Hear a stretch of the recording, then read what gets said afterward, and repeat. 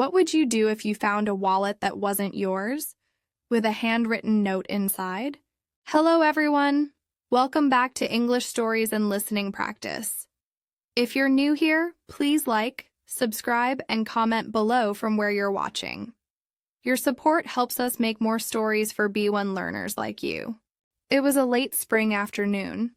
The sky was soft and pale. In the city, the streets were busy but calm. Maria stood at a small bus stop.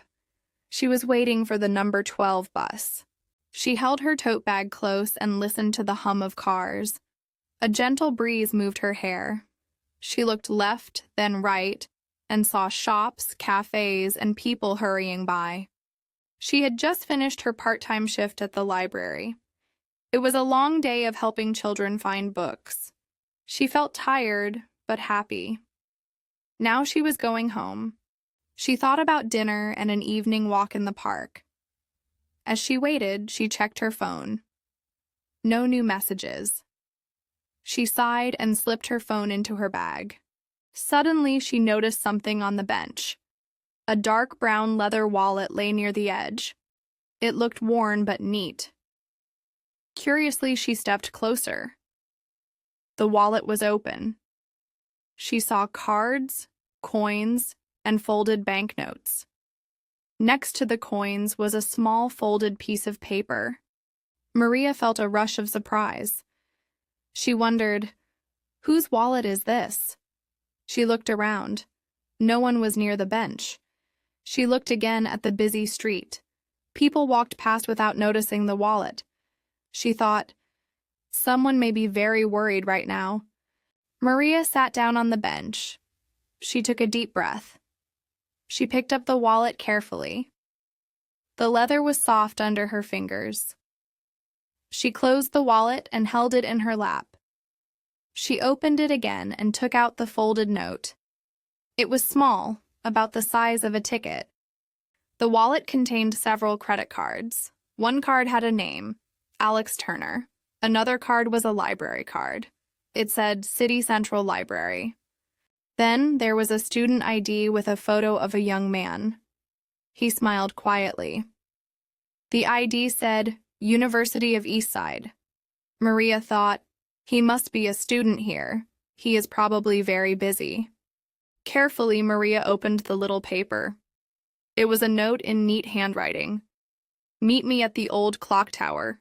Tonight at 8. Come alone. Her heart beat faster. She read the note again.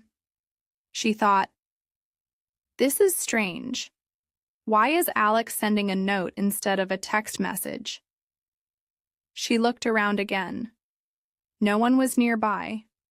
The paper was plain, no letterhead, no signature.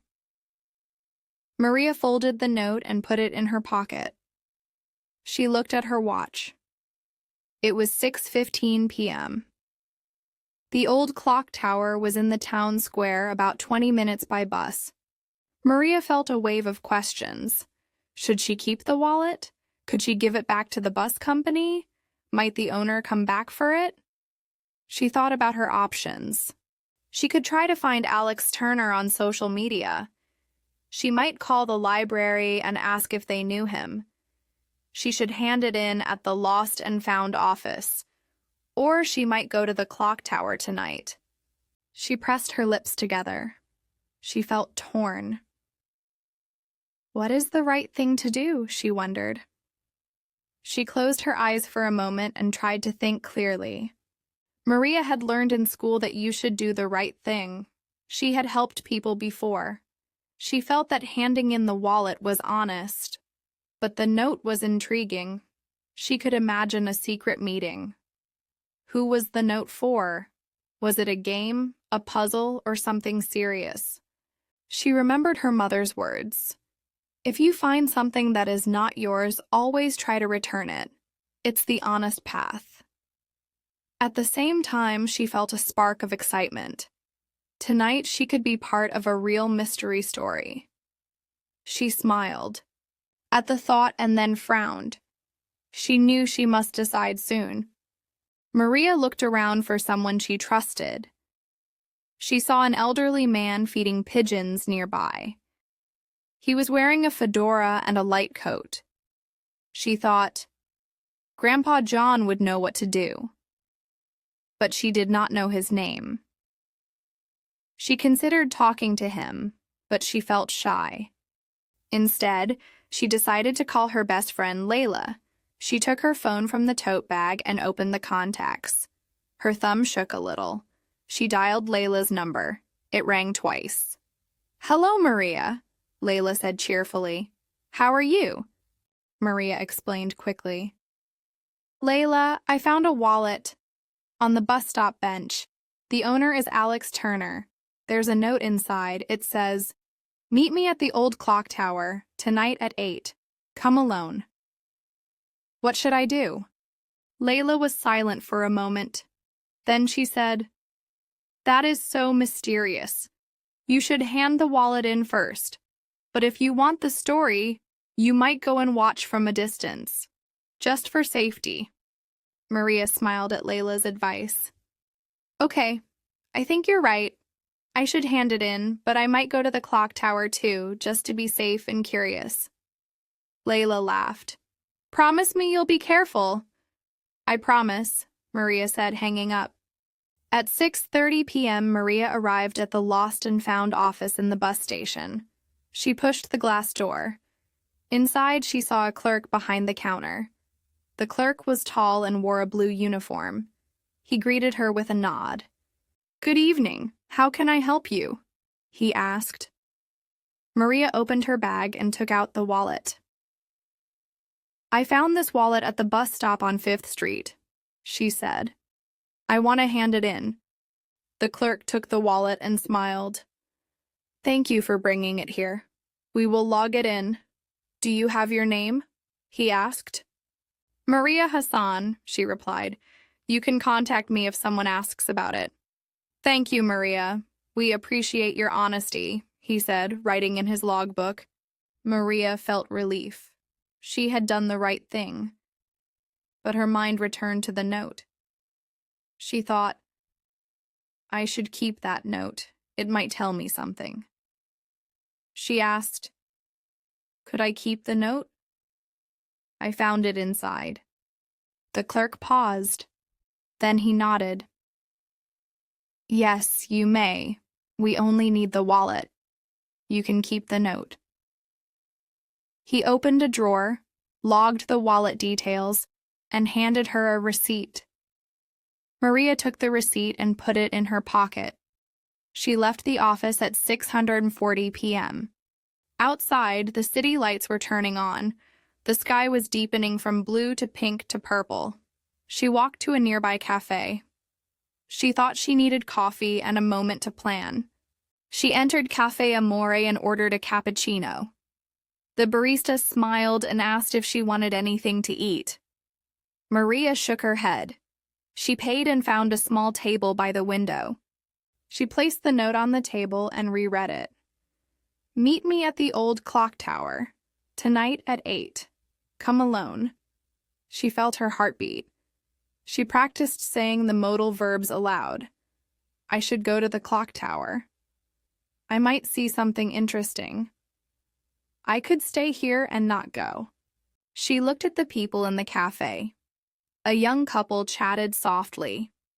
A man typed on his laptop. She felt a little nervous. She thought, maybe I am overthinking. But what if someone is in trouble?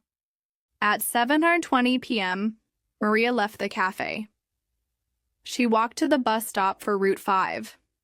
The bus came 5 minutes later. She got on, showed her pass, and sat by the window.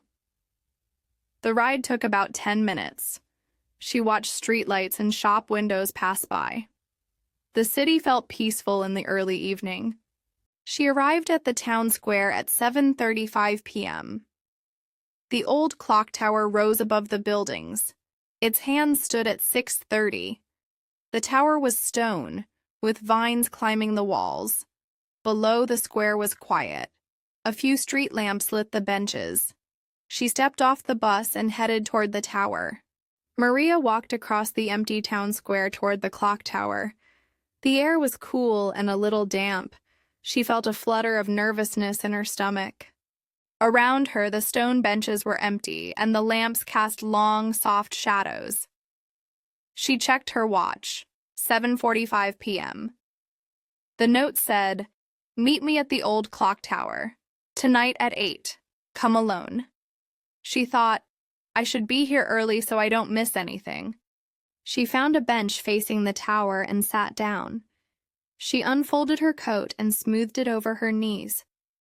As she sat quietly, she heard distant footsteps echo on the cobblestones. She looked up and saw a tall figure walking toward the tower from the north side. The figure wore a dark coat and a scarf.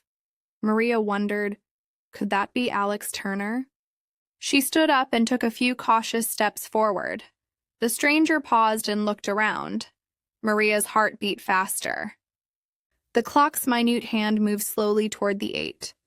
She took a deep breath and reminded herself, I could turn back now, but I want to know who wrote this note. At exactly 8 p.m., the stranger reached the base of the clock tower. He looked up at the clock face, then around the square. Maria watched closely. He seemed to scan every corner. His shoulders were straight, but his hands were in his coat pockets. Maria stepped out from behind a pillar. She closed the small distance between them. "Alex Turner?" she asked softly. The man turned quickly toward her. His eyes widened with surprise. "Yes," he said, his voice low. "I found your wallet and brought it to the Lost and Found," Maria said. "I also found this note." She held out the folded paper. He took a step back, then reached for the note. "Thank you," he said. His voice was calm but a little shaky. He opened the note and read it again under the lamp's glow. He murmured, "Meet me. Come alone." He looked at Maria with puzzled eyes. Maria felt a wave of confusion. He doesn't seem angry or worried. Why did he write this note? Alex folded the note slowly and put it in his coat pocket. He cleared his throat. "I'm sorry," he began. "That note. I didn't mean for anyone else to see it." Maria raised an eyebrow. "What does it mean?" He hesitated. Then he said, I wrote it last week. I was planning a surprise for my sister on her birthday." Maria's eyes widened. "A surprise? At the clock tower?" Alex nodded. "Yes, my sister Layla loves this clock tower. It's where we played as children. I wanted to give her a small gift and meet her there at 8. He sighed. "But I lost the note when I went to the library on Wednesday." Maria's surprise turned to relief. So it wasn't something dangerous or secret. She smiled. "That's a nice surprise." Alex scratched his head. "But I was worried. I thought someone might find the gift or think it was something else." Maria nodded. "I understand." She looked at her watch again. It was 8:05 p.m. She said, "Your sister will be here soon?" He glanced up at the clock. "She should be. She finishes her evening class at the university around now." "Alex?" she called. Her voice was warm and joyful. He waved and gave her a small gift box wrapped in gold paper. "Happy birthday, Layla." Layla's eyes lit up. She hugged him. "Thank you. I love it." She opened the box and pulled out a silver necklace with a tiny clock pendant. "It matches the clock tower." Maria watched the sibling reunion with a soft smile. She felt happy for them. This is a sweet ending. But then Layla turned and looked at Maria. She said, "Oh, hello. You must be the one who found my brother's wallet." Maria nodded. "Yes, I am. I handed it in at the Lost and Found." Layla's face grew serious. "He lost it? I thought he misplaced his keys." She shook her head. "He's so forgetful." Alex laughed. I'm sorry, I should have been more careful. Layla smiled at Maria.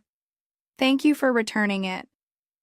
Layla turned to Alex and tapped his arm. By the way, why did you write that note in handwriting? You have my number. You could just text me.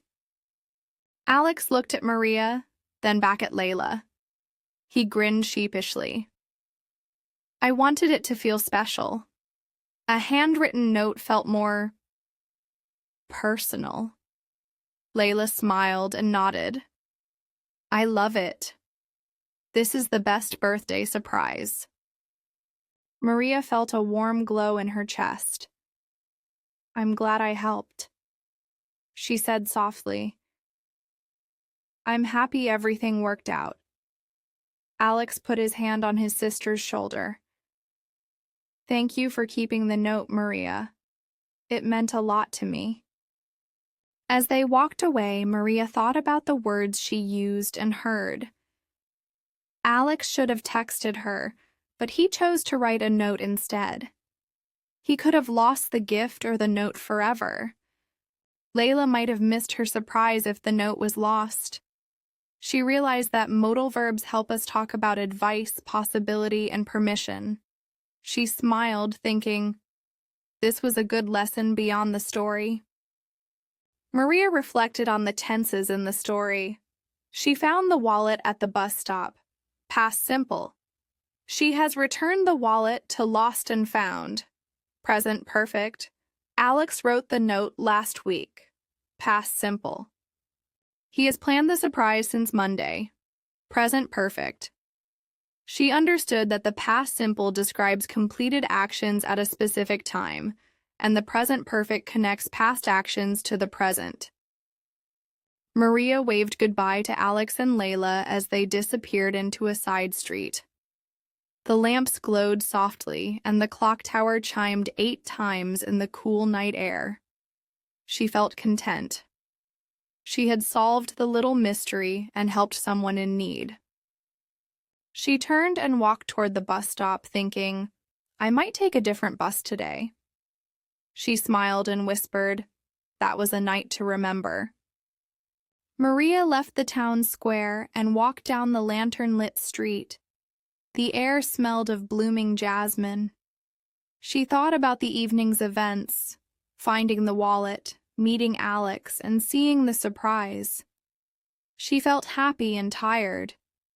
She had done a kind action, and a family had a moment to remember. As she walked, she noticed closed shop windows and empty benches. She paused by a small fountain, listening to the gentle splash of water.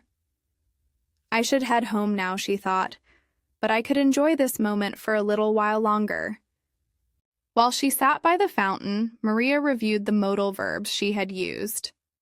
Should, advice. I should go home soon. Could, possibility. I could rest here for a few minutes. Might, uncertainty. I might finish my walk later. She smiled as she spoke the sentences softly. She knew that using modal verbs helps express different ideas, advice, permission, and possibility. After a moment, she stood up and continued her walk. As Maria turned the corner onto Elm Street, she saw an older woman standing under a street light. The woman looked worried and held a small dog on a leash. The dog barked softly and looked up at Maria. The woman said, "Excuse me, dear. Have you seen a black wallet? My daughter lost it near the park." Maria shook her head.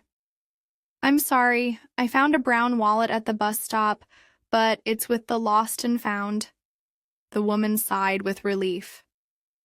"Thank you anyway. I should look elsewhere. It might be here or on the bench." She patted the dog gently and walked away. Maria thought, I could help her search, but I have to go home.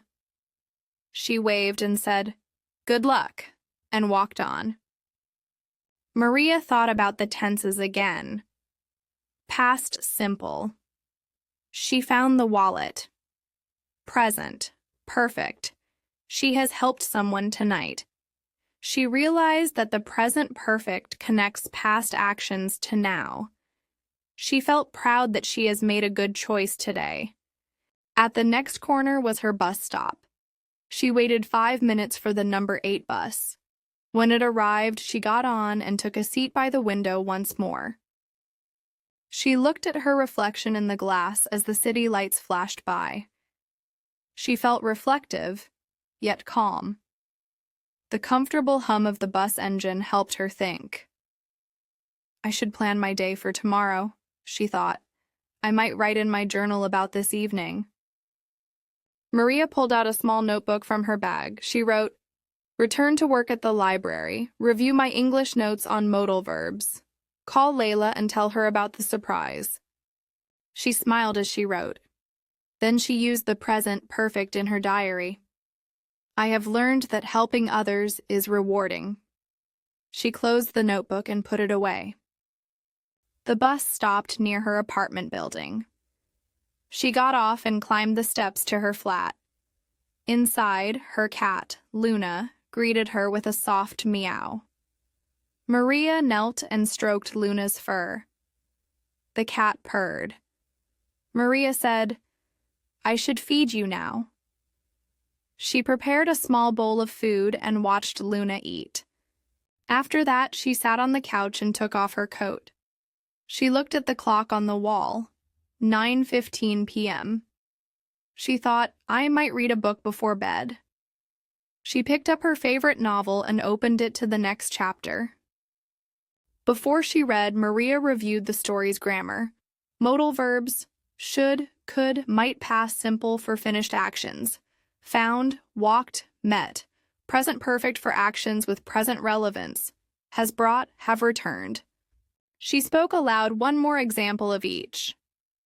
I should finish my homework. I could call my friend tonight. I might go for a run tomorrow. I have helped an elderly stranger. She felt confident in her use of English. Maria closed her book and looked out the window at the quiet street. She thought of Alex and Layla and hoped they enjoyed the necklace. She felt satisfied that she had chosen the honest path. She realized that small actions, like returning a wallet, can make a big difference in someone's life. She whispered to herself, I should always choose kindness. Then she added, and I might always remember this evening. Thank you for listening to The Lost Wallet and the Secret Note. I hope you enjoyed the story and the language focus. Remember, use modal verbs to talk about advice, possibility, and permission. Use past simple for specific past events. Use present perfect for actions connected to now.